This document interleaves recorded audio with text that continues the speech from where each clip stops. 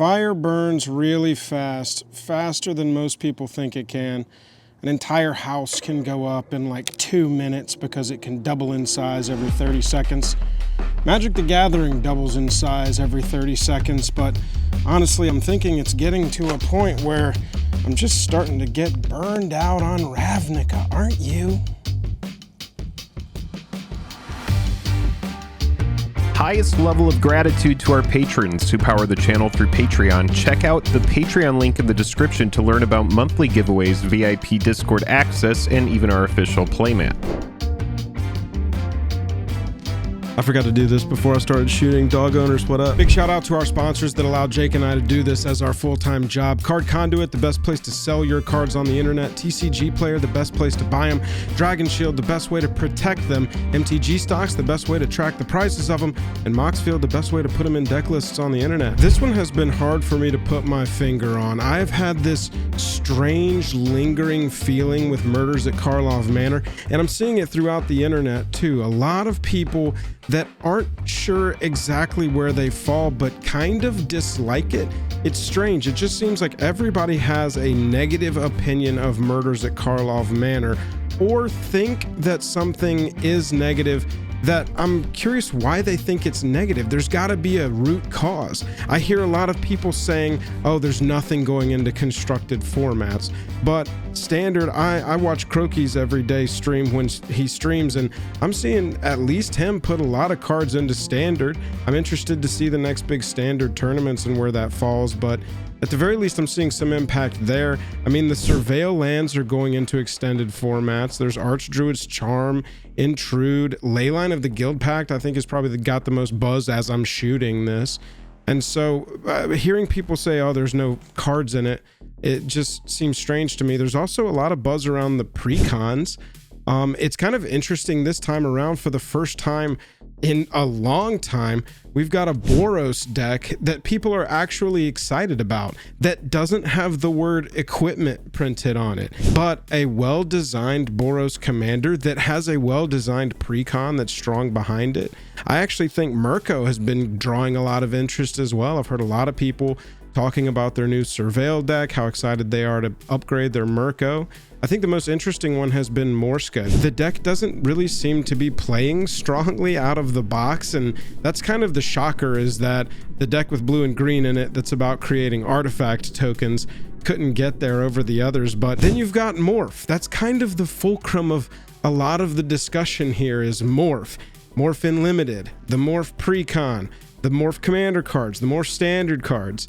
That is sort of a pivot point for a lot of people on this. For me, you've got cards like Demand Answers, you've got War Leader's Call, you've got some really strong new commander cards that are gonna definitely make their way into a couple of my decks. You've got some strong cards like Voja, Jaws of the Conclave, Judith, Aurelia the Law Above. You've got some meme cards with Ansrag and Slime Against Humanity. It just seems like this set has a lot going for it that should be positive, but everybody's just got this nagging feeling in the back of their minds, like, what is it about Murders at Karlov Manor that's got me having a negative opinion on it, or I'm kind of low on it, or I just don't care? Is it just product burnout? Is it completely I'm off Magic right now because WoW, it's just incessant? Is it the set itself?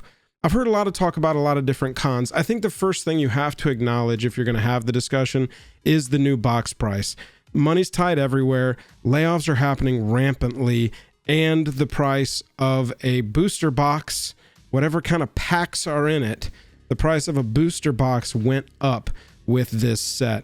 Some people full of void, not interested anymore, I'm done with it. Some I'm going to engage less. I think that the first one out of the gate is obviously going to take the most bullets.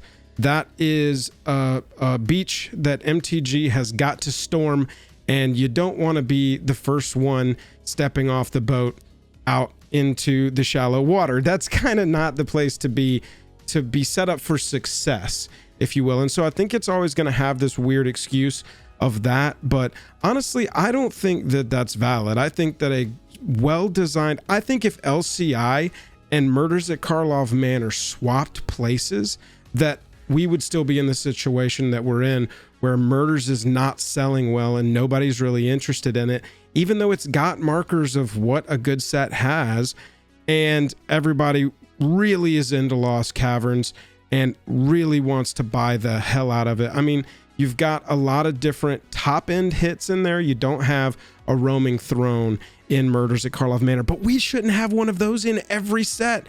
We shouldn't have one of those frequently. That shouldn't even happen once a year. Please don't print more ubiquitous cards like Roaming Throne. I'm not saying that's what we need, but you have to acknowledge it as a seller of the set. You've also got Mana Crypt. You've also got Dinosaurs.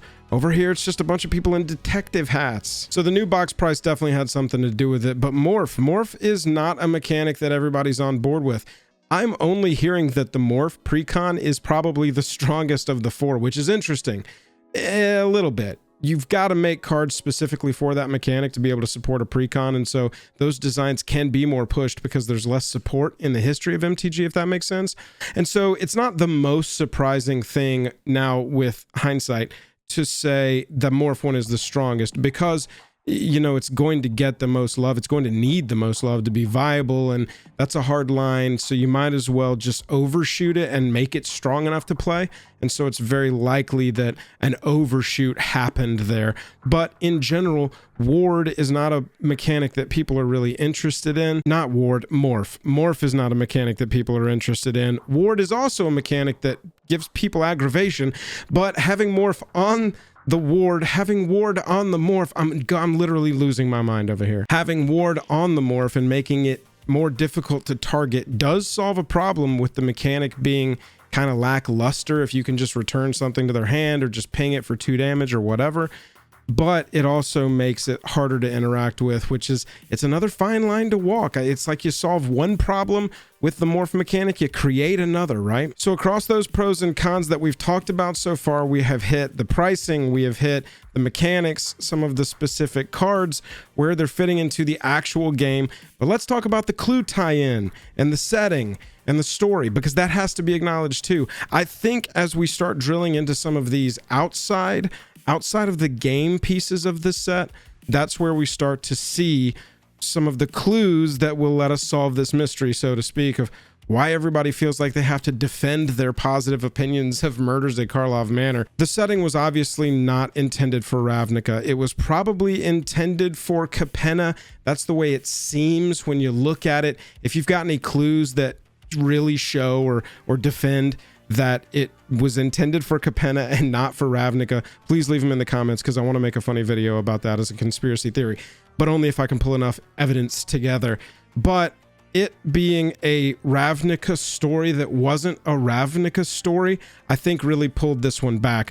We go to Ravnica too much, number one, but people like Ravnica not because they love cities, y'all. The city is not what pulls people there. Not really even all of the characters. A few of the characters, some of the characters, sure.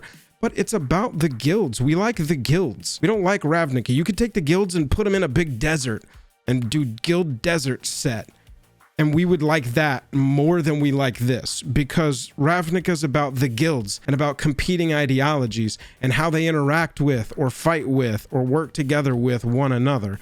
And that did not happen in this set an iota that I noticed. Looking at the story, it was very convoluted, and look, it's a murder mystery, Joel. It's supposed to be convoluted. It can't be straightforward. But when you get to the point where a few weeks later, I'm asking my partner on the channel, Jake, do you remember who the murderer was? When we watched a video, we both sat there and watched a video of it being revealed on the first day of previews. Who was the murderer in the set? Jake couldn't name him. It just doesn't matter. Nobody cared. Nobody cares who died. Nobody cares who was the killer.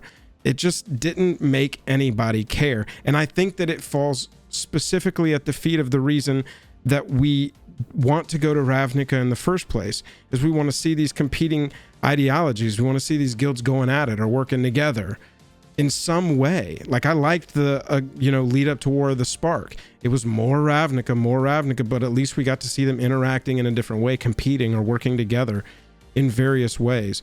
With this one, it was just like, why are we here? Why is this story being told here? It felt like all of the characters that we knew we're all just sitting around being opulent. It's so strange to me. I was expecting, leading out of March of the Machine, that we were going to see some war-ravaged lands, but they essentially did the equivalent of Marvel saying 5 years later, after the first act of Endgame, but not having any narrative to lean on to really buy into what was going into that. We don't refer to the Phyrexian invasion again at all, really. We get some, that was the motivation, but we don't get any of that. Everybody just seems like they're all sitting around being rich and powerful and decadent.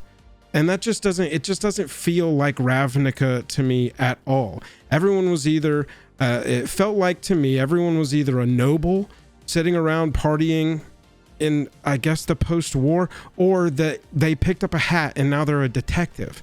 Why were there so many detectives? This meme is so dead at this point, but y'all, seriously, it only makes sense that this was on Capenna. There's too many detectives. Ravnica shouldn't have this many detectives. I'm interested in the long term to see how this set is remembered. I feel like looking back on this one in a year or two, this set could be looked at the same way that Baldur's Gate is, where occasionally communities just need some sort of totem to collectively shit on.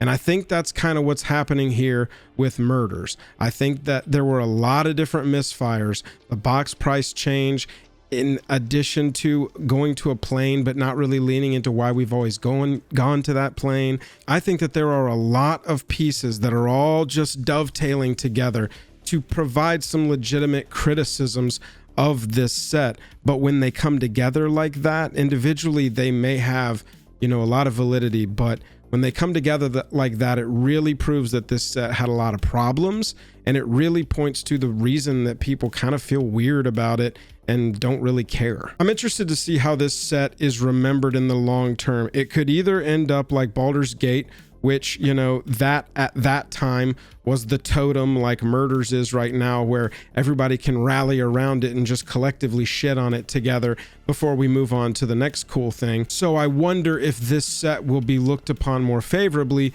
when everybody has time to sort of digest all of the legitimate little criticisms that the set has, and all of the legitimate little things that the set has working against it that are just like dovetailing into this perfect storm of bullshit that is making the set all feel strange. Let me know how you feel down in the comments so the conversation can continue on Wednesday nights when we are live, 9:30 p.m. Eastern every Wednesday night. Come hang out with us live.